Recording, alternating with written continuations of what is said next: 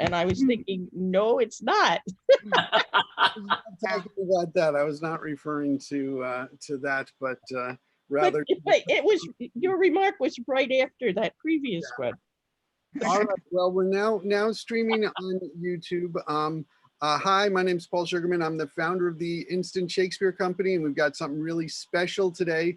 We're doing a reading of Catherine and Petruchio, which is an adaptation of the Taming of the Shrew that was done by. Well, I'll let our playmaster, if he wants to introduce anything, say about the script. And thank you so much, Johnny Culver, for putting this together. Hi, thanks everybody. Welcome. And sorry, I just choked on some tea. This play is an adaptation of The Taming of the Shrew by William Shakespeare, and this adaptation is written by David Garrick, who was a very popular playwright and actor in England in the 1750s, that period of time. And what I like about this adaptation is when the play starts, you're just dropped right into the action, and it's quick, it's fast paced, it's very funny. It has some surprises in there, and I'm just so glad you're all here. Why don't we just go around the room real quick and say our names and say what character we're playing. Lauren, unmute yourself. Yep. Hi, my name is Lauren Snyder, and I'm playing Catherine. Hi, I'm Alexis Tandit, and I'm playing Bianca. Hi, I'm Andrew Dinan, and I'm playing Petruchio. I'm Shelia Spencer, I'm playing Grumio. Jennifer Finger, I'm playing Curtis. Aaron Pomato, I'm playing Hortensio. I'm Eleanor Elizabeth Foreman, and I'm playing Biondello. I'm Edward Fagan, and I'm playing Teacher and Taylor. Jacob Lineberry playing Baptista. And that seems to be everybody. So sit back, grab a cup of coffee, and let's go. To various things the stage has been compared, as apt ideas strike each humorous bard. This night, for want of better simile, let this our theatre a tavern be. The poets, vintners, and the waiters we. To draw in customers, our bills are spread. You cannot miss the sign, it's Shakespeare's head. From this same head, this fountainhead divine, for different palates springs a different wine.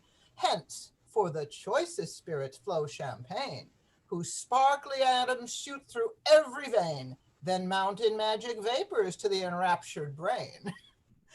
Hence, for martial minds potations strong, and sweet love potions for the fair and young, as for the learned critics grave and deep, who catch at words and catching fall asleep, who in the storms of passion and haw, for such our master will no liquor draw, so blindly thoughtful, so darkly read, they take Tom Durfee's for the Shakespeare's head.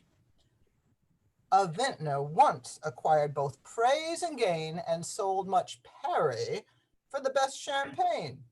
Some rakes this precious stuff did so allure, they drank whole night.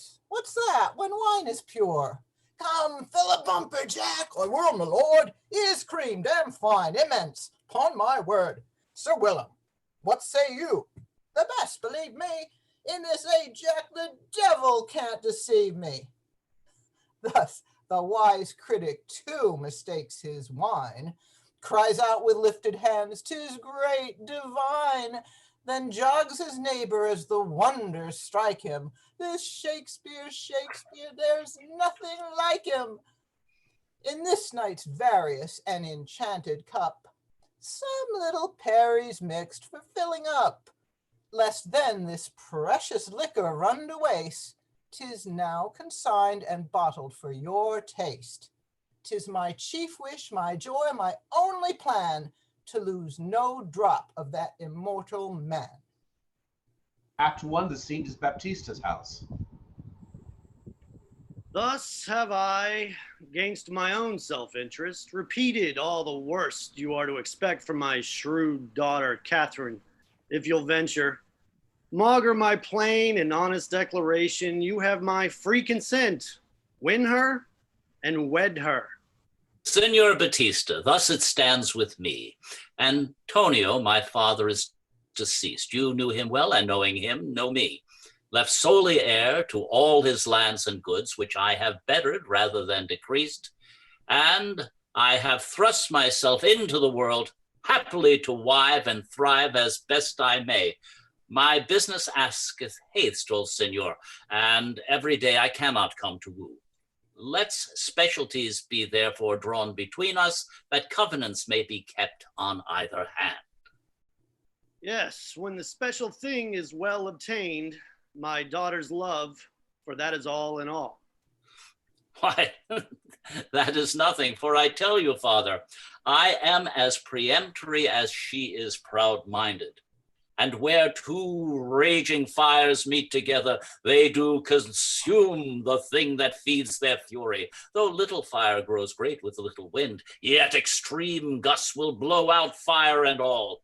So I to her, and so she yields to me, for I am rough and woo not like a babe. Nay, look you, sir, he tells you flatly what his mind is. Why, give him gold enough and marry him to a puppet, or an old trot with ne'er a tooth in her head, though she have as many diseases as 52 horses. Why, nothing comes amiss, so money comes withal. As I have shewed you, sir, the coarser side.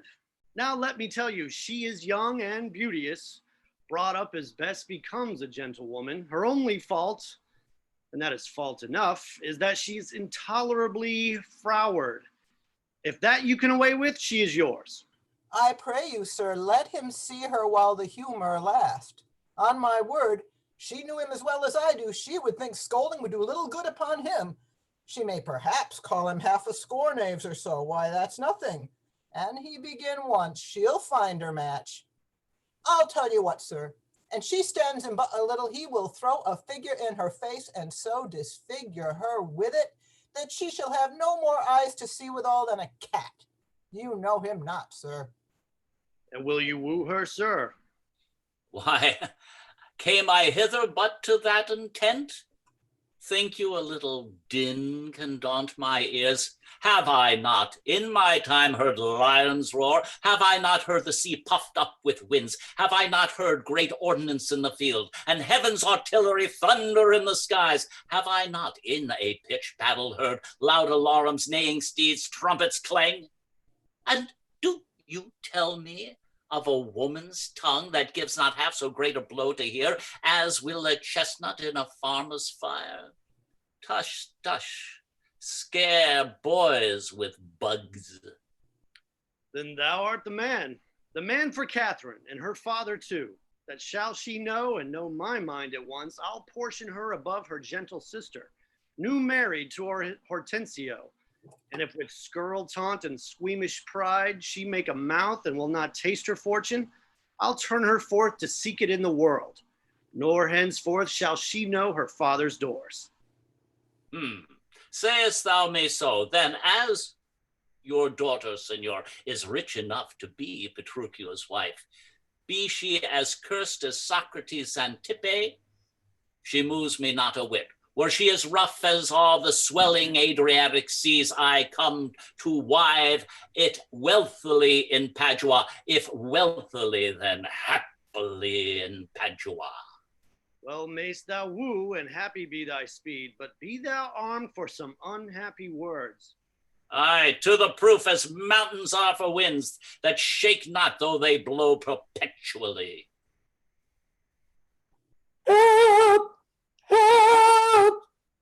Out of the house, you scaping fool. What noise is that? Oh, nothing. This is nothing. My daughter Catherine and her music master. This is the third I've had within this month. She is an enemy to harmony.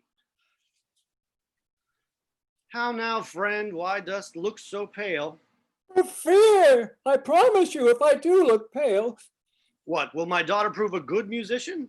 I think she'll sooner prove a soldier. iron may hold with her, but never lutes. Why then, thou canst not break her to the lute? Why no, for she hath broke the lute to me. I did but tell her she mistook her frets and bowed her hand to teach her fingering. When with a most impatient devilish spirit, frets you call them, quoth she, I'll fret your fool's cap. And with that word she struck me on the head. And through the instrument my pate made way, and there I stood amazed for a while, as on a pillory, looking through the lute, while she did call me rascal fiddler, and twanging Jack with 20 such vile terms, as she had studied to misuse me so. Now, by the world, it is a lusty wench. I love her 10 times more than e'er I did. Oh, how I long to grapple with her.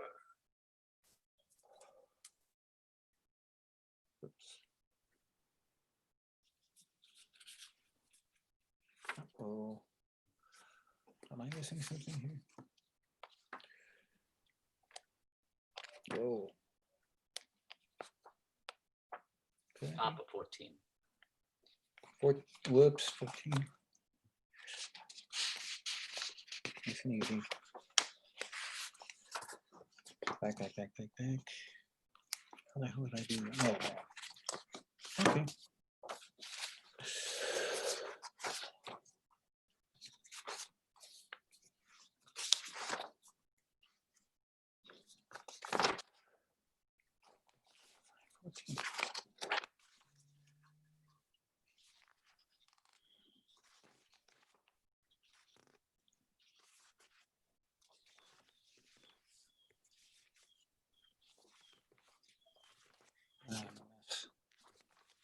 Baptista, you want to take it? What's that? Yeah, if you can't find it, he can continue after your bit. Okay. Not yet moved, Petruchio. Do you flinch? I am more and more impatient, sir, and long to be a partner in those favorite pleasures. Oh, by all means, sir. Will you go with me, or shall I send my daughter Kate to you? I pray you do. I will attend her here. Grumio, retire and wait my call within. Since that her father is so resolute, I'll woo her with some spirit when she comes. Say that she rail, while then I'll tell her plain she sings as sweetly as a nightingale. Say that she frown, I'll say she looks as clear as morning roses newly washed with dew. Say she be mute and will not speak a word, then I'll commend her volubility and say she uttereth piercing eloquence. If she do bid me pack, I'll give her thanks as though she bid me stay by her a week. If she deny to wed, I'll crave the day when I shall ask the banns, and when be married. Here she comes. And now, Petruchio, speak. How? Turn adrift? Not know my father's house? Reduced to this or none, the maid's last prayer. Said to be wooed like bear into the stick, trim wooing like to be. And he the bear, for I shall bait him. Yet the man's a man. Kate, in a calm. Maids must not be wooers. Good morrow, Kate, for that's your name, I hear.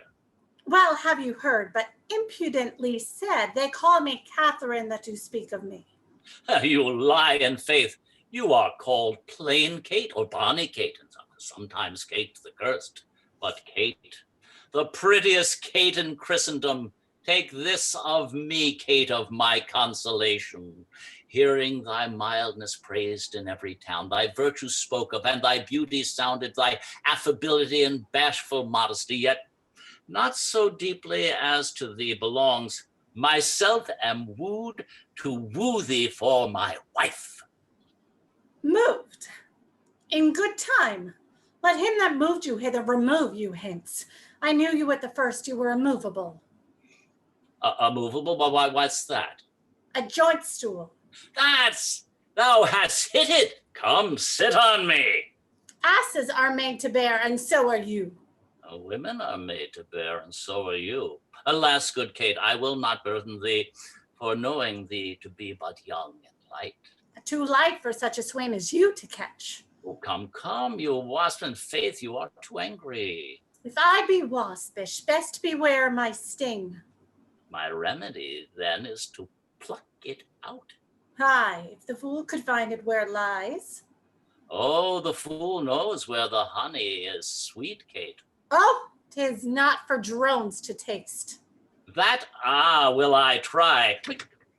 Oh, I swear I'll cuff you if you strike again. Nay, come, Kate, come, you must not look so sour.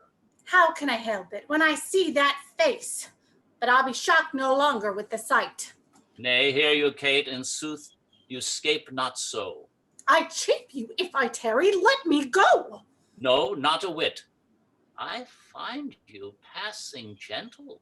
'Twas told me you were rough and coy and sullen, and now I find report a very liar, for thou art pleasant, gamesome, passing courteous, but slow in speech, yet sweet as springtime flowers. Thou canst not frown, thou canst not look askance, nor bite the lip as angry wenches will, nor hast thou pleasure to be cross in talk, but thou with mildness entertain thy wooers, with gentle conference soft and affable. This is beyond all patience. Don't provoke me. Why doth the world report that Kate doth limp? Oh, slanderous world! Kate, like the hazel twig, is straight and slender, and as brown in hue as hazelnuts, and sweeter than the kernels. Oh, let me see thee walk. Oh, thou dost not halt. Go, fool, and whom thou keepst command. Did ever Diane so become a grove as Kate this chamber with her princely gait? Oh, be thou Diane, and let her be Kate, and then let Kate be chaste and Diane sportful. Where did you study all this goodly speech? It is extemporate from my mother wit. The witty mother, witless else her son. Am I not wise? Yes, in your own conceit. Keep yourself warm with that, or else you'll freeze. Or rather warm me in thy arms, my Kate. And therefore, setting all this chat aside, thus in plain terms, your father hath consented that you shall be my wife, your dowry agreed on, and will you nill you, I will marry you. Whether I will or no, of fortune's spite. Nay, Kate, I am a husband for your turn. For by this light whereby I see thy beauty that doth make me like thee well, thou must be married to no man but me, for am born to tame you, Kate. That will admit dispute, my Susie groom. Here comes your father, never make denial. I must and will have Catherine to my wife. Now, Signor, now how speed you with my daughter? How should I speed but well, sir? How but well? It were impossible I should speed amiss. Why, how now, daughter Catherine in your dumps? Call me daughter. Now I promise you, you showed me a tender fatherly regard to wish me wed one half lunatic, a madcap ruffian, and a swearing jack that thinks those to face the matters out. Better this jack than starve, and that's your portion. Father, 'tis thus, yourself and all the world that talked of her have talked amiss of her. If she be cursed, it is for policy. For she's not forward, but modest as the dove. She is not hot, but temperate as the morn. For patience, she will prove a second Griselle, and Roman Lucretia for her chastity. And to conclude, we've agreed so well together, we have fixed tomorrow for the wedding day. I'll see thee hang tomorrow first. Tomorrow. Petruchio, hark, she says she'll see thee hanged first. Is this your speeding? Oh, be patient, sir. If she and I be pleased, what's that to you? 'Tis bargain twixt us twain, being alone, that she shall still be cursed in company. A plague upon his impudence. I am vexed. I'll marry my revenge, but I will tame him. I tell you, 'tis incredible to believe how much she loves me. Oh, the kindest Kate. She hung about my neck, and kiss on kiss she vied, so fast protesting oath on oath, that in a twink she won me to her love. Oh, you are novices. 'Tis a world to see how tame when men and women are alone. Give me thy hand, Kate. I will now away to buy apparel for my gentle bride. Father, provide the feast and bid the guests. What dost thou say, my Catherine? Give thy hand. Never to man shall Catherine give her hand. Here it is, and let him take it an he dare. Were it the forefoot of an angry bear, I'd shake it off. But as it is, Kate's, I'll kiss it. You'll kiss it closer ere our moon be waned. Heaven send you joy, Petruchio. 'Tis a match. Father and wife, adieu. I must away unto my country house and stir my grooms, scour their country rust, and make him fine for reception of my Catherine. We will have rings and things and fine array. Tomorrow, Kate, shall be our wedding day. Well, daughter, though the man be somewhat wild and thereto frantic, yet his means are great. Thou hast done well to seize the first kind offer, for by thy mother's soul 'twill be the last. My duty, sir, hath followed your command. Art thou in earnest? Hast no trick behind? I'll take thee at thy word and send to invite my son-in-law Hortensio and thy sister and all our friends to grace thy nuptials, Kate. Why, yes. Sister Bianca now shall see the poor abandoned Catherine, as she calls me, can hold her head as high and be as proud, and make her husband stoop upon her lore, as she your heir wife of Padua. As double as my portion is my scorn. Look to your seat, Petruchio, or I throw you. Catherine shall tame this haggard, or if she fails, shall tie her tongue up and pare down her nails. End of the first act. Act 2 with Baptista, Hortensio, Catherine, Bianca, and some attendants. Signor Hortensio, this is the appointed day that Catherine and Petruchio should be married, and yet we hear not of our son-in-law. What will be said? What mockery will it be to want the bridegroom when the priest attends, to speak the ceremonial rites of marriage? What says Hortensio to this shame of ours? No shame but mine.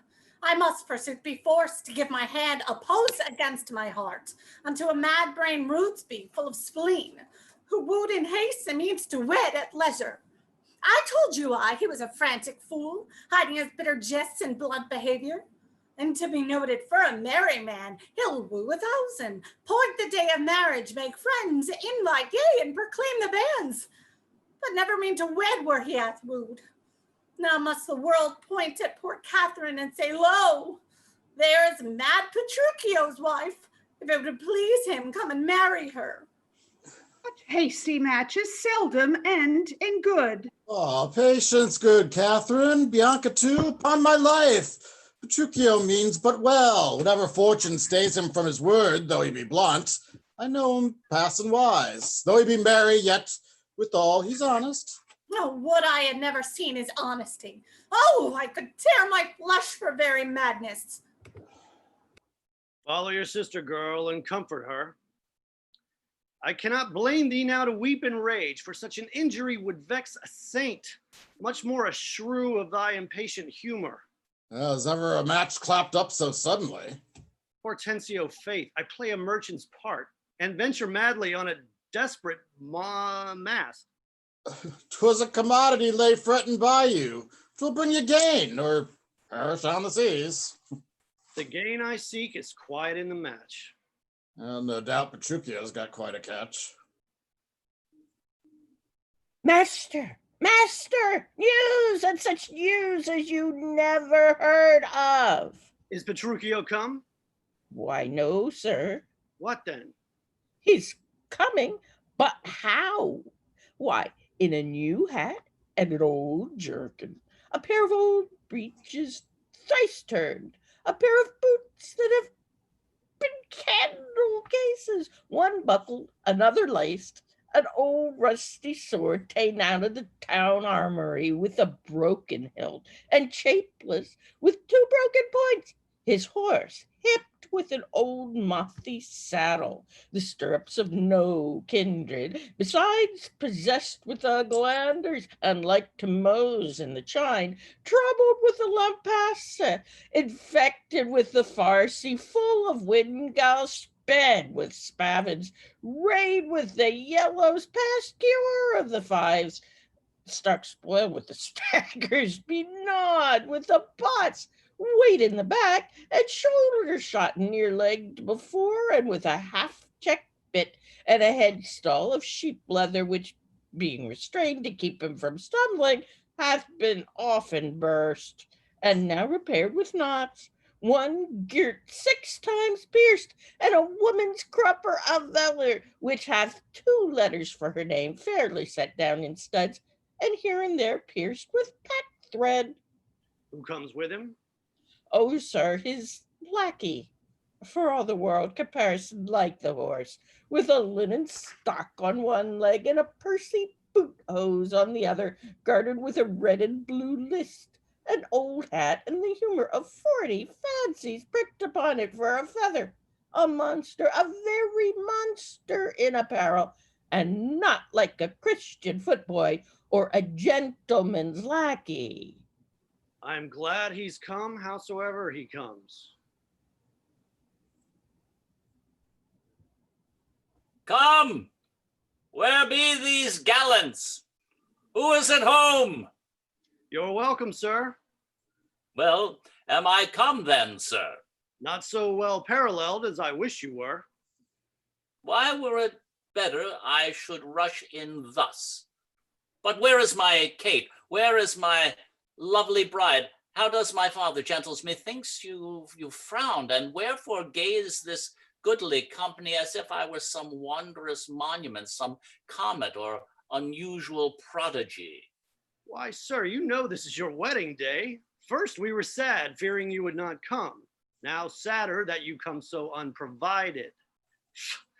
Doff this habit, shame to your estate, and eyesore to our solemn festival. And tell us what occasion of import hath all along detained you from your wife, and sent you hither so unlike yourself.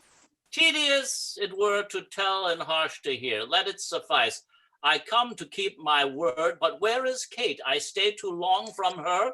The morning wears. 'Tis time we were at church. See not your bride in these unreverent robes. Go to my chamber, put on clothes of mine. Not I, believe me, thus I'll visit her. But thus I trust you will not marry her? Good sooth, even thus. Therefore have done with words. To me she's married, not unto my clothes. Could I repair what she will wear in me, as I could change these poor accoutrements, 'twere well for Kate and better for myself. But what a fool I am to chat with you, when I should bid good morrow to my bride and seal the title with a lovely kiss. What ho, my Kate, my Kate! He hath some meaning in this mad attire. We'll persuade him to be it possible to put on better ere he go to church. I'll after him and see the event of this. He's gone, swearing to the church with her. I'd sooner have led her to the gallows.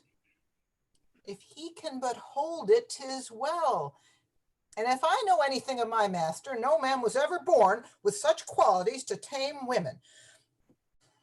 When madam goes home, we must look for another guy's master than we have had. We shall see old Coil between them. If I can spy into futurity a little, there'll be much clatter among the movables, and some practice for the surgeons. By this, the parson has given him his license to fall together by the ears. Romeo, your master bid me find you out and speed you to your country house to prepare for his reception. And if he finds not things as he expects them according to the directions that he gave you, he says what follows. This message he delivered before his bride, even in her way to church, and shook his whip in token of his love. I understand it, sir, and will convey the same token to my horse immediately, that he may take to his heels in order to save my bones and his own ribs. So odd a master and so fit a man were never seen in Padua before. Now, Biondello, came you from the church? As willingly as e'er I came from school. And is the bride and bridegroom coming home? A bridegroom, say you? 'Tis a groom indeed, a crumbling groom, and that the girl shall find. Curster than she? Why, 'tis impossible. Why, he's a devil, a very fiend. Why, she's a devil. The devil's damned. But she's a lamb, a dove, a fool to him. I'll tell you, brother Petro, when the priest did ask if Catherine should be his wife, "Aye, by Gog's wounds," quoth he, and swore so loud that all amazed the priest let fall his book, and as he stooped again to take it up, this mad-brained bridegroom took him such a cuff that down fell priest and book and priest. "Now take them up," quoth he, "if any list." What said the wench when he rose up again? Trembled and shook. For why? He stamped and swore as if the vicar went to cozen him. But after many ceremonies done, he calls for wine. "A health," quoth he, as if he'd been aboard carousing to his mates after a storm, quaffed off the muscadel, and threw the sops all in the sexton's face, having no other cause but that his beard grew thin and hungerly, and seemed to ask his sops as he was drinking. This done, he took the bride about the neck and kissed her lips with such a clamorous smack that at the parting all the church echoed, and I, seeing this, came thence for very shame. And after me I know the rout is coming. Such a mad marriage never was before. Hark, hark, I hear the minstrels play. Gentlemen and friends, I thank you for your pains. I know you think to dine with me today, and I have prepared a great store of wedding cheer. But so it is, my haste doth call me hence, and therefore here I mean to take my leave. Possible you will away tonight? I must away today, before night come. Make it no wonder, if you knew my business, you would entreat me rather go than stay. And honest company, I thank you all that have beheld me give away myself to this most patient, sweet, and virtuous wife. Dine with my father, drink a health to me, for I must hence, and farewell to you all. Oh, let me entreat you, stay till after dinner. It may not be. Let me entreat you that my sister stay. I come on purpose to attend the wedding and pass this day in mirth and festival. It cannot be. Let me entreat you. I am content. Are you content to stay? I am content you shall entreat my stay, but yet not stay. Entreat me how you can. Now, if you love me, stay. My horse is there! What ho! My horse is there! Nay then, do what thou canst. I will not go today. No, nor tomorrow, nor till I please myself. The door is open, sir. There lies your way. You may be jogging while your boots are green. For me, I'll not go till I please myself. 'Tis like you'll prove a jolly surly groom to take it on you at the first so roundly. Oh, Kate, content thee. Prithee, be not angry. I will be angry. What hast thou to do? Father, be quiet. He shall stay my leisure. I am merry, sir. Now it begins to work. Gentlemen, forward to the bridal dinner. I see a woman may be made a fool if she had not a spirit to resist. They shall go forward, Kate, at thy command. Obey the bride, you that attend on her. Go to the feast. Revel and domineer, carouse full measure to her maidenhead. Be mad and merry and go hang yourselves. But for my bonny Kate, she must with me. Nay, look not big, nor stab, nor stare, nor fret. I will be master of what is mine own. She is my goods, my chattels. She is my house, my household stuff, my field, my barn, my horse, my ox, my ass, my anything. And here she stands, touch her, whoever dare. I bring my action to on the proudest he that stops to draw away in Padua. Petruchio, draw forth thy weapon, and beset with thieves, rescue thy wife then. If thou be a man, fear not, sweet wench. They shall not touch thee, Kate. I'll buckle against them 1,000,000, Kate. Nay, let them go, a couple of quiet ones. Of all mad matches, never was the like. What's your opinion of your gentle sister? That being mad herself, she's madly matched. Neighbors and friends, though bride and bridegroom want, or to supply the places at the table, you know there wants no junkets at the feast. Hortensio, you supply the bridegroom's place, and let Bianca take her sister's room. My sister's room, were I in hers indeed, this swaggerer shan't repent his insolence.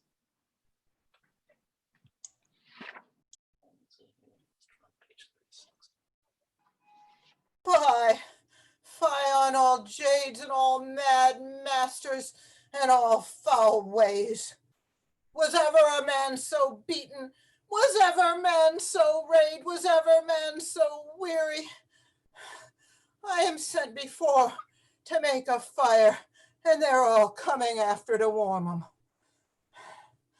Now were I not a little pot and soon hot, my very lips might freeze to my teeth, my tongue to the roof of my mouth, my heart in my belly. Here I should come by a fire to thaw me. But I with blowing the fire shall warm myself, for considering the weather, a taller man than I will take cold. Oh, Curtis! Who is it that calls so coldly? A piece of ice. If thou doubt it, thou mayst slide from my shoulder to my heel with no greater run than but my head and my neck.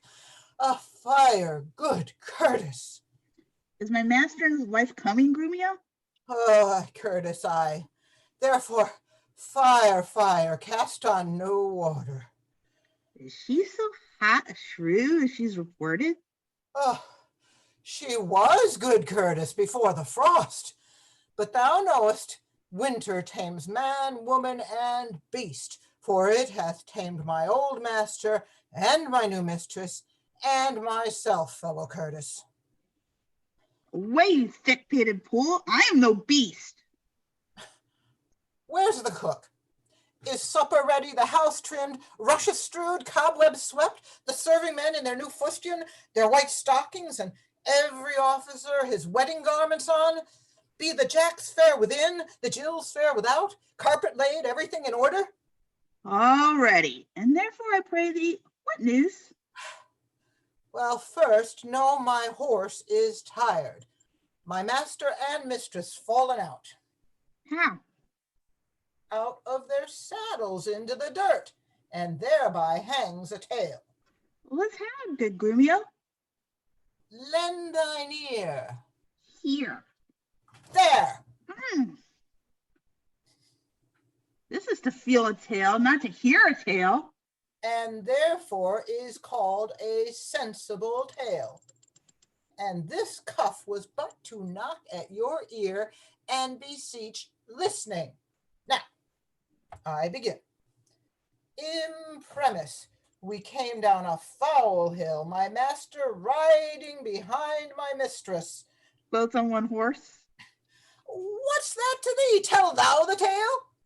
But hadst thou not crossed me, thou shouldst have heard how Her horse fell, and she under her horse. How should have heard in how miry a place, how she was bemoiled, how he left her with the horse upon her, how he beat me because her horse stumbled, how she waded through the dirt to pluck him off me, how he swore, how she prayed that never prayed before, how I cried, how the horses ran away, how her bridle was burst, how I lost my crupper, how my mistress lost her slippers, tore and bemired her garments, limped to the farmhouse, put on Rebecca's old shoes and petticoat, with many things worthy of memory, which now shall die in oblivion, and thou return unexperienced to thy grave. By this reckoning, he is more shrewd than she. Aye, for the nonce, and that thou and the proudest of you all shall find when he comes home. But what talk I of this? Call for Nathaniel, Joseph, Nicholas, Philip, Walter, Sugarsop, the rest. Let their heads be sleekly combed, their blue coats brushed, their garters of an indifferent knit. Let them curtsy with their left legs, and not presume to touch a hair of my master's horsetail till they kiss their hands. Are they all ready? They are. Well, call them forth. Do you hear, huh? Nathaniel, Joseph, Nicholas, Philip, Walter, Sugarsop, where are you? Silence, I hear my master. Where? Where are these knaves? What, no man at door to hold my stirrup or take my horse? Where is Nathaniel, Gregory, Philip? All here, sir, all here. Yes, all here, sir, all here. You logger-headed and unpolished grooms. What, no attendance, no regard, no duty? Where is the foolish knave I sent before? Here, sir, as foolish as I was before. You peasant swain, you horse on malt horse drudge, did I not bid thee meet me at the park and bring along these rascal knaves with thee? Nathaniel's coat, sir, was not fully made, and Gabriel's pumps were all unpinked in the heel. There was no link to cover Peter's hat, and Walter's dagger was not coming from sheathing. There were none fine but Adam, Ralph, and Gregory. The rest were all ragged, old, and beggarly. Yet, as they are, here are they come to meet you. Go, rascals, go, and fetch my supper in. Where is the life that late I led? Where are those? Sit down, Kate, and welcome. Shun. Why, when I say nay, good sweet Kate, be merry. Off with my boots, you rogue, you villain, you! It was a friar of orders gray, as he forth walked on his way. Out! Out, you rogue, you plucked my foot awry! Take that and mind the plucking of the other! Be merry, Kate. Some water here, what ho! Where's my spaniel Troilus? Sirrah, get you hence, and bid my cousin Ferdinand come hither. One Kate that you must kiss and be acquainted with. Where are my slippers? Shall I have some water? Come, Kate, and wash, and welcome heartily. You whoresome villain, will you let fall? Patience, I pray you, 'twas a fault unwilling. Whoresome, beetle-headed, flap-eared knave. Come, Kate, sit down. I know you have a stomach. Oh, indeed I have, and never was repast so welcome to me. Will you give Kate thanks, sweet Kate, or else shall I? What is this? Mutton? Yes. Who brought it? I. 'Tis burnt, and so is all the meat. What dogs are these? Where is the rascal cook? How durst you, villain, bring it from the dresser and serve it thus to me that loves it not? There, take it to you. Trenchers, cups, and all! you heedless joltheads and unmannered slaves. What, do you grumble? I'll be with you straight. I pray you, husband, be not so disquiet. The meat was well, and well I could have eat if you were so disposed. I'm sick with fasting. I tell thee, Kate, 'twas burnt and dried away, and I expressly am forbid to touch it, for it engenders choler, planteth anger, and better it were that both of us did fast, since of ourselves are choleric, than feed it with such over-roasted flesh. Be patient. Tomorrow it shall be mended, and for this night we'll fast for company. Come, I will bring thee to thy bridal chamber. Where is he?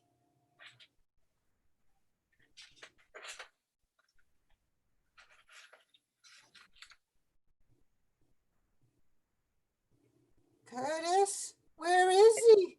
In her chamber and making a sermon of continency to her, and rails and swears and rates. And she, poor soul, knows not which way to stand, to look, to speak, and sits as one new risen from a dream. Away, for he is coming hither.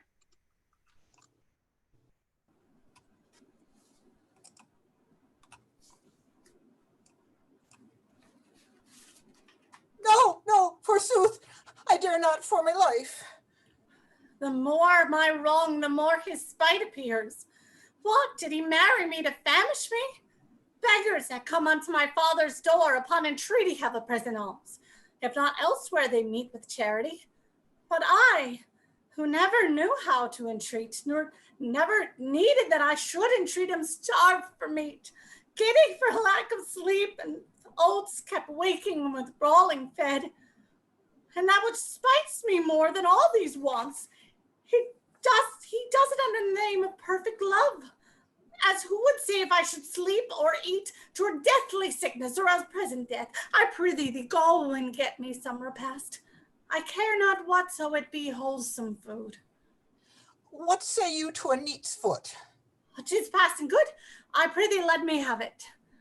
Oh, I fear it's too phlegmatic a meat. How say you to a fat tripe, finely boiled? Oh, I like it well, good Grumio, fetch it me. I cannot tell. I fear it's choleric. What say you to a piece of beef and mustard? Oh, a dish I love to feed upon. Aye, but the mustard is too hot a little. Oh, why then the beef, and let the mustard rest. Nay, I will not. You shall have the mustard, or else you get no beef of Grumio. And then both, or one, or anything thou wilt. Why, then the mustard, dame, without the beef. Oh, go get thee gone, thou false deluding slave that feeds me only with the name of meat. Sorrow on thee and all the pack of you that triumphs thus over my misery. Go get thee gone, I say. Why, how now, what sweeting all a more mistress, what cheer? Faith, this cold as can be. Pluck up thy spirits, look cheerfully upon me, for now, my honey love, we are refreshed. Refreshed with what? We will return unto thy father's house and revel it as bravely as the best, with silken coats and caps and golden rings, with ruffs and cuffs and fardingales and things, with scarfs and fans and double change of bravery. Now thou hast eat, the tailor stays thy leisure to deck thy body with his rustling treasure. Come, tailor, let us see these true ornaments. Lay forth the gowns. What news with you, sir? Here's the cap your worship did bespeak. Why, this was molded on a porringer, a velvet dish, fie, it's lewd and filthy. Why, 'tis a cockle of walnut shell, a nakatoya trick, a baby's cap. Away with it. Come, let me have a bigger. I'll have no bigger. This doth fit the time, and gentlewomen wear such caps as these. When you are gentle, you shall have one too, but not till then. Why, sir, I trust I may have leave to speak, and speak I will. I am no child, no babe. Your betters have endured me to say my mind, and if you cannot, best you stop up your ears. My tongue will tell the anger of my heart, or else my heart concealing it will break, and rather than it shall, I will be free, e'en to the utmost as I please in words. Thou sayest true, Kate. It is a paltry cap, a custard coffin, bauble, silken pie. I love thee well in that thou likest it not. Love me or love me not, I like the cap, and I will have it, or I will have none. Thy gown? Why, aye, come, tailor. Let me see it. Oh, mercy heaven. What masking stuff is here? What's this, a sleeve? 'Tis a demi-cannon. What, up and down, carved like an apple tart? Here, snip and knit, cut and slish and slash like a censer on a barber's pole. Ah, why, what the devil's name, tailor, callest thou this? I see she's like to have neither cape nor gown. You bid me make it orderly and well according to the fashion of the time. Marry and did. But if you be remembered, I did not bid you mar it to the time. Go hop me over every kennel home, for you shall hop without my custom, sir. None of it. Hence, make your best of it. I never saw such a better fashioned gown, more quaint, more pleasing, nor more commendable. Belike you mean to make a puppet of me. Why, true, he means to make a puppet of thee. She says your worship means to make a puppet of her. Oh, most monstrous arrogance. Thou liest, thou thread, thou thimble, thou yard, 3/4, half yard, quarter nail, thou flea, thou knit, thou winter cricket, thou braved in mine own house with a skein of thread, with away thou rag, thou quantity, thou remnant, or I shall bemeet you with thy yard, as thou shalt think of prating whilst I live. I tell thee, that thou hast marred the gown. I tell thee that thou hast marred the gown. Your worship is deceived. The gown is made just as my master had direction. Gloomy gave order about how it should be done. I gave him no order, I gave him the stuff. But how did you desire it should be made? Marry, sir, with a needle and thread. But did you not request to have it cut? Thou hast faced many things, face not me. I say unto thee, I bid thy master cut the gown, but I did not bid him cut it to pieces. Ergo, thou liest. Why, here is the note of the fashion to testify.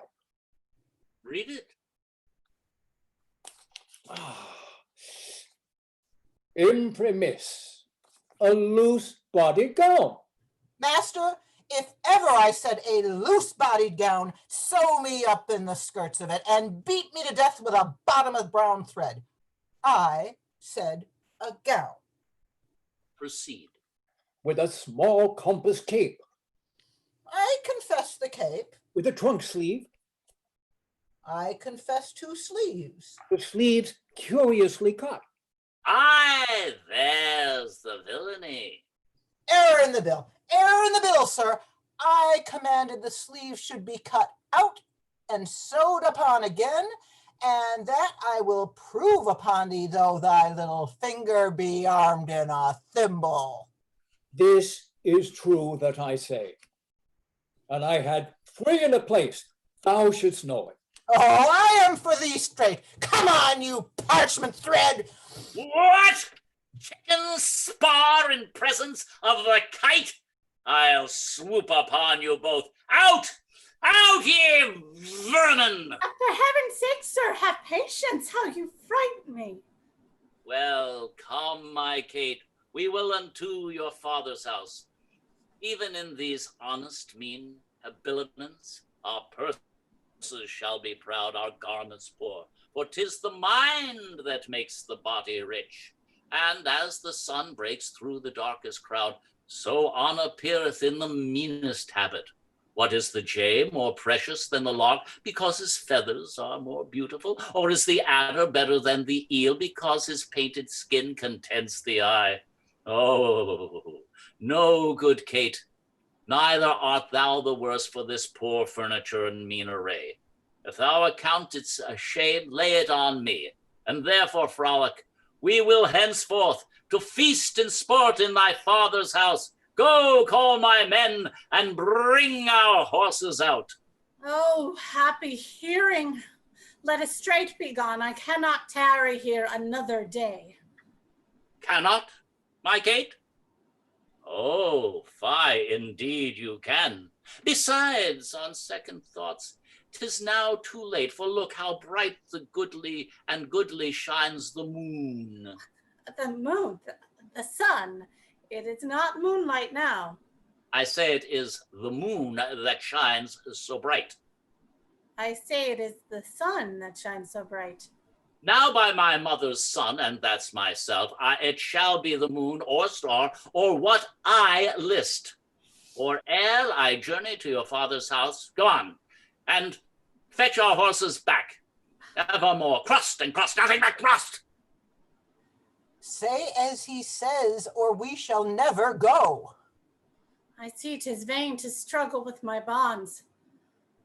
So be it moon or star or what you please. And if you please to call it a rush candle, henceforth I vow, it shall be so for me.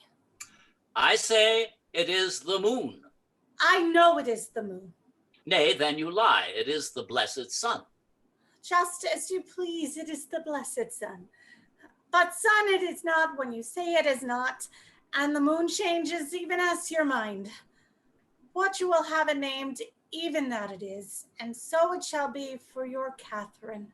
Well, forward, thus the bowl shall run, and not unluckily against the bias. But soft, some company is coming here, and stops our journey. Good morrow, gentle mistress, where away? Tell me, sweet Kate, and tell me truly too, hast thou beheld a fresher gentlewoman, such a war of white and red within her cheeks? What stars do spangle heaven with such beauty, as though two eyes become that heavenly face?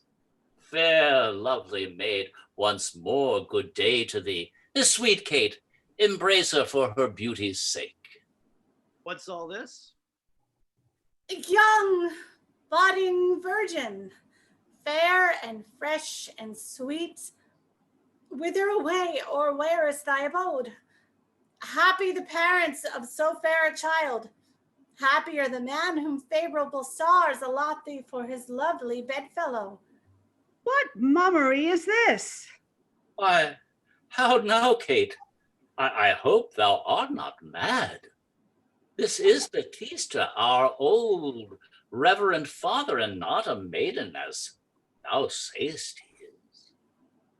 Pardon, dear father, my mistaken eyes that have been so bedazzled with the sun, that everything I look on seemeth green. Now I perceive thou art my reverend father. Pardon, I pray thee, for my mad mistaking. Rise, my child. What strange vagary's this? I come to see thee with my son and daughter. How likest thou wedlock? Art not altered, Kate? Indeed I am. I am transformed to stone. Change for the better much art not, my Kate. So good a master cannot choose but mend me. Here's a wonder if you talk of wonders. So it is. I wonder what it bodes. Marry, peace it bodes, and love and quiet life, and awful rule and right supremacy, and to be short, what not that's sweet and happy. Was ever women's spirit broke so soon? What is the matter, Kate? Hold up thy head, nor lose our sex's best prerogative to wish and have our will. Peace, brawler, peace, or I will give the meek Hortensio, your husband there, my taming recipe. Lord, never let me have a cause to sigh till I be brought to such a silly pass. Did I not promise you, sir, my master's discipline would work miracles? Scarce believe my eyes and ears. His eyes and ears have felt these fingers ere. He should have mopped me so. Ah, my sister. Catherine, I charge thee, tell this headstrong woman what duty 'tis she owes her lord and husband. Come, come, you're mocking. We will have no telling. Come on, I say. She shall not. Well, let us hear, for both our sakes, good wife. Catherine, begin. Fie, fie. Unknit that threatening unkind brow, and dart not scornful glances from those eyes to wound thy lord, thy king, thy governor. It blots the beauty as frost to bite the mead, confounds thy fame as whirlwind shake fair buds, and in no sense is meet or amiable. Why, well said, Kate. A woman moved is like a fountain troubled, muddy, ill-seeming, thick, bereft of beauty. And while it is so, none so dry or thirsty shall deign to sip or touch a drop of it. Sister, be quiet. Nay, learn you that lesson. On, I say. Thy husband is thy lord, thy life, thy keeper, thy head, thy sovereign.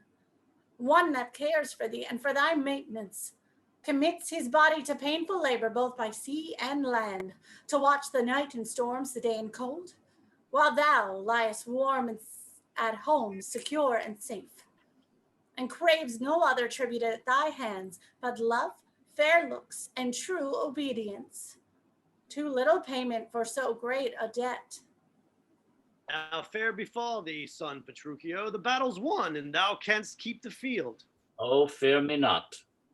Then, my now gentle Catherine, go home with me along, and I will add another dowry to another daughter. For thou art changed as thou hast never been. My fortune is sufficient. Here's my wealth. Kiss me, my Kate.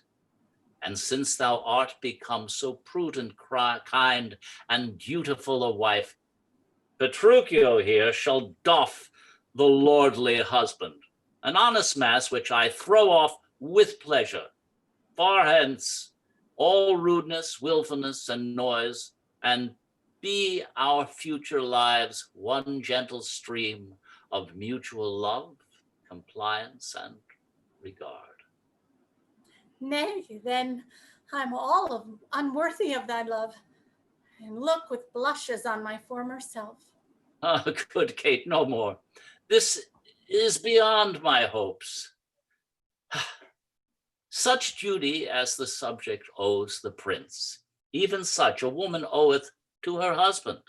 And when she's forward, peevish, sullen, sour, and not obedient to his honest will, what is she but a foul contending rebel, a graceless traitor to her loving lord?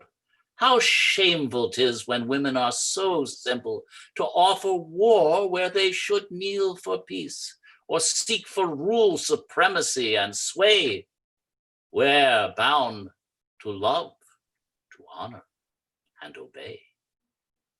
End of play. Come back, everyone. Thank you. Let's thank our cast. Yes, great job, everyone. Really terrific. Oh. Thank you so much. Pop back in, I everyone. can't turn my video on because you stopped it. Me too. Can you turn on my video, I'm doing please? it. I'm doing it. I'm doing it. I'm doing it. Okay, thank you.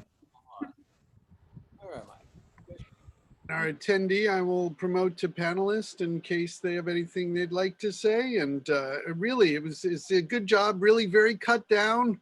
I mean, I always like the part of Tranio, who's like totally cut out of this, as are Lucio and a number of the subplots, which does make it go a lot faster. does make it go a lot faster. I totally agree with that. Oh, I'm trying to put myself back on. I'm having a little problem. Back on right now. There you are. Yeah, and Hortensio gets Bianca this time. So good on Hortensio. Actually, Paul, if you're interested, David Garrick has dozens of other plays that he wrote back in the day, and some of them are short, very, very funny comedies that it may be interesting for Instant Shakespeare to look into producing in the future. Yeah, no, it sounds like an interesting thing. I do know that he would also do things like, I believe he did his own version of the Scottish play where he didn't feel there was enough for the title character, so he added like another speech for him at the end. and a few of the, I mean, what do people feel in terms of how Catherine, I mean, you see some of like her final speech then going to Petruchio, and she's given a few sort of lines of sort of like, well, I'll tame him and all of that. But how do you feel, I mean, she fares as opposed in this version as opposed to the regular? I mean, I thought it was interesting that in this one, I mean, unless I'm missing something in the original, which I have read, but years ago, he says, Petruchio basically says, oh, the whole I was a jerk thing was a big act. And now I'm not going to do that anymore. And we're just going to be nice to each other. And so it's kind of interesting. I noticed that too, which I hadn't noticed before. Right? That's not in the original to my knowledge. No. You know, the thing is, this is his company, and you know, to the impresario goes the spoils. So he calls it Catherine and Petruchio, but it's really like Petruchio and then in parentheses and Catherine, you know. What was also interesting in this, because of a little technical glitch, when we started Act 3, Catherine was complaining about the poor treatment of, and she was talking about the food, and Andrew was still on camera, and so he was listening into his plan in motion while Catherine was complaining about the food, and that was an interesting thing that worked out real well. Yes, when I came on too early and said, we'll have to do something about that, won't we? Yes. So we had that whole speech cut out, so I came in right after the speech that's not there to discover that there was this whole chunk. And since I was reading from the screen and not from my marked script, you know, as I said, you know, anyway, but yeah, I'm glad that worked. I was hoping it would. Yeah, it showed very well.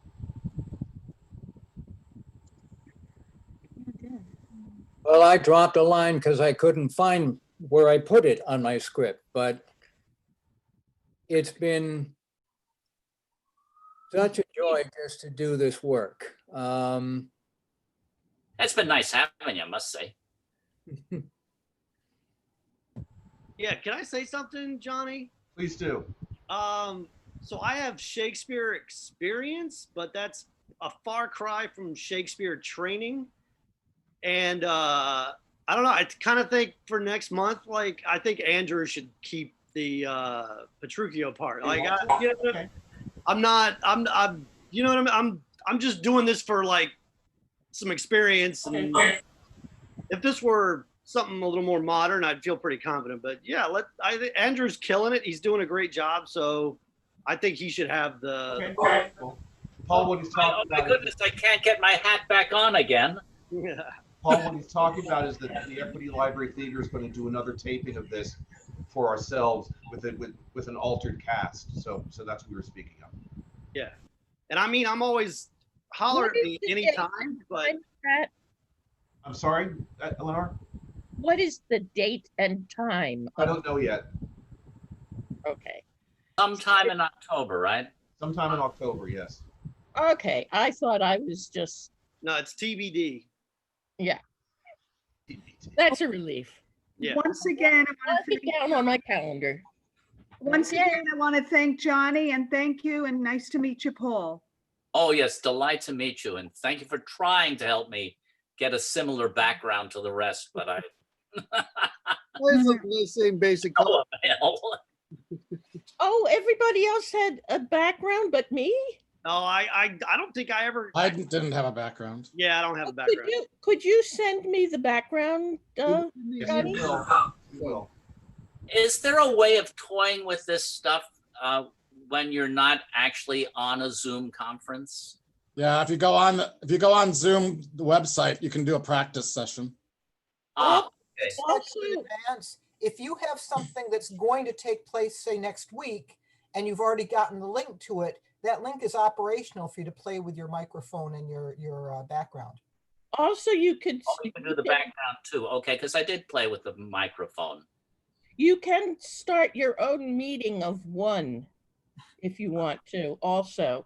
And one thing you can do even during the play, you know where it says start and stop video, there's a little up arrow. Yes. If you click on that and click on choose virtual background. Oh, I did all that. As you can see, I have a virtual background. Yes, well, if you look at that, well, you can see yourself in a medium-sized view of yourself, even when you're off camera.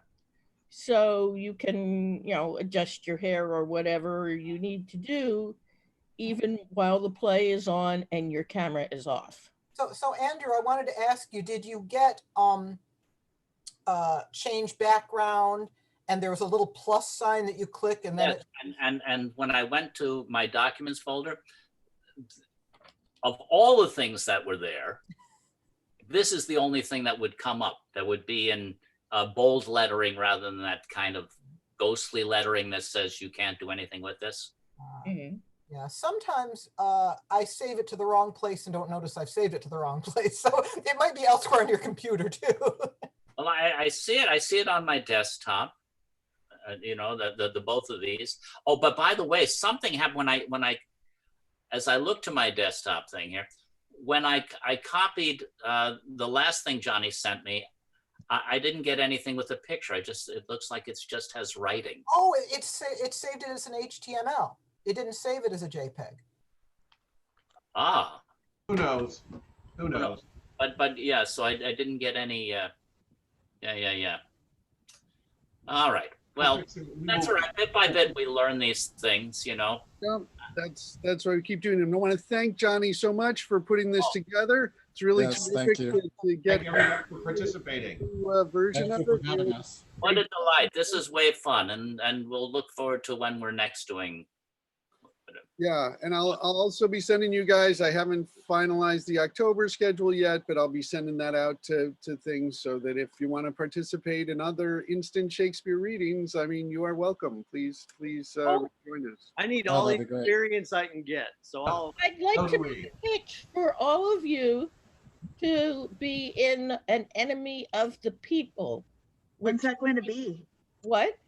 So when is it scheduled? It's going to be October 24th. October 24th. Okay. Saturday at 1, or it might possibly be shifted to a little later, but currently it's at 1 p.m. But it I like to do that. It might be shifted to later. Okay, I like to do that. So if everybody would, who's interested, would just send me an email saying that with your PNR, so that that will help me with the casting. Oh, and any favorite roles you might have. Excellent. Last weekend, as many as you like. Pardon. Thank you. Okay. Yeah, I was going to mention last weekend I saw Henry VI on Sunday. That's a different group that's also part of Instant Shakespeare. I was a little confused about the relationship, but it was very good. Yeah, it's some people, Vincent Sayas put those together.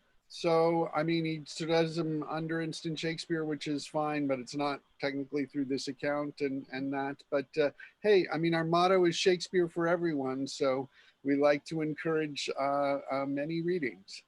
Even when it's other playwrights writing Shakespeare, like David Garrick. Yes. Yeah, we can do that. Your name is David Garrick instead of Johnny Culver. Oh, I was just kidding. Yeah.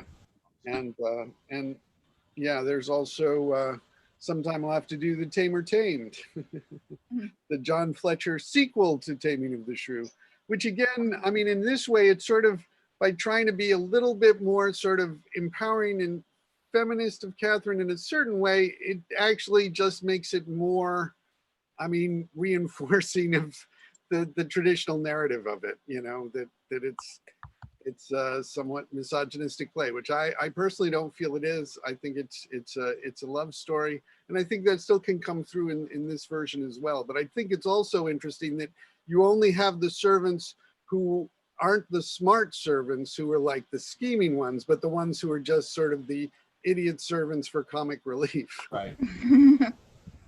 This would be a great piece to do for groups that don't have the capacity to do a large scale production of this. Yeah, absolutely. And Hortensio gets Bianca. Wow. Yo, Danny Zuko. The whole thing about I won't marry off my younger desirable daughter until my older cursed daughter is married, and the rivalry there totally cut out. Yeah, well, it makes it a lot shorter, and it That's like 1750s.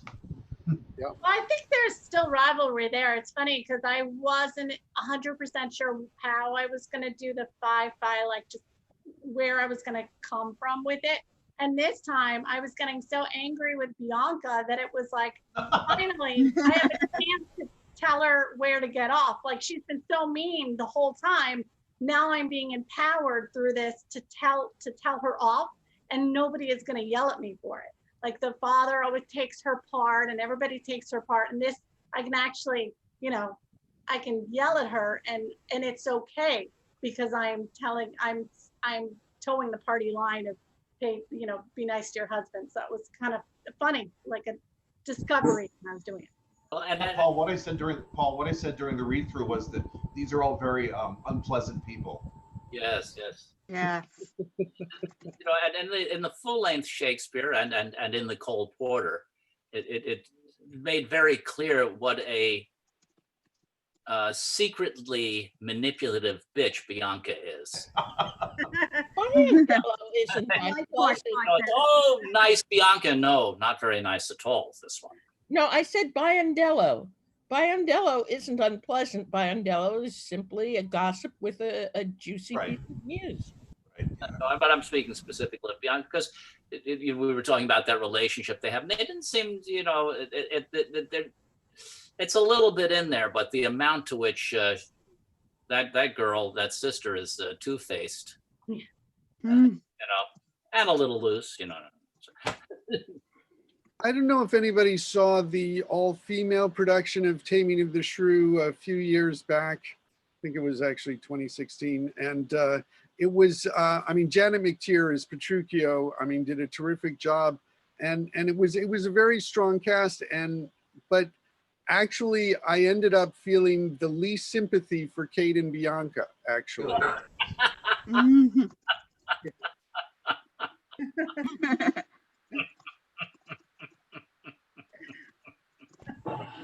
But yeah, so yeah, it's really, really terrific, terrific work, everybody. Oh, I guess I should stop our live YouTube thing. So thank you so much for doing this.